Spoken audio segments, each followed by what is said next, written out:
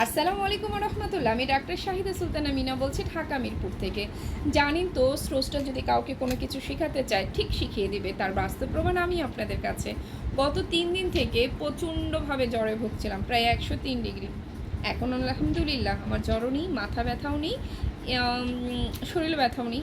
একটু গলাটা ভেঙে গেছে, খুসখুস করে কাশি হচ্ছে, ডাজ নট ম্যাটার। আচ্ছা যাই হোক, ফাইনালি যে ঘটনা ঘটেছে, এই জ্বরটা হওয়ার কারণে আমি এতগুলো জ্বরের নাম জানতে পেরেছি। এটা স্রষ্টা আমাকে শেখালো। এবং শুধু তাই না, জ্বরের কতভাবে কত রকম মেডিসিন হতে পারে সেটাও আমি জানতে পেরেছি।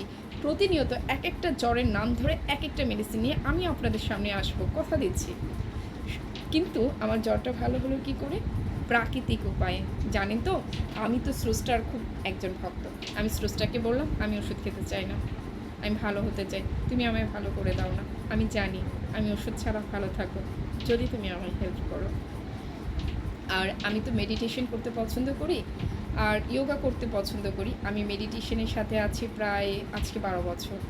তো মনের জোর, মনের শক্তি আমার রোগ শক্তিকে পরাজিত করেছে। আর উইদাউট মেডিসিনে আমি ভালো হয়ে গেছি, বিশ্বাস করেন।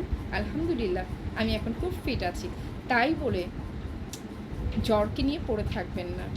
আমি তো 3 দিন দেখলাম, 3 দিনের বেশি যদি জ্বর হয়ে যায় অবশ্যই কিন্তু ডাক্তারের কাছে যাবেন, ডাক্তারের পরামর্শ নেবেন। কেমন?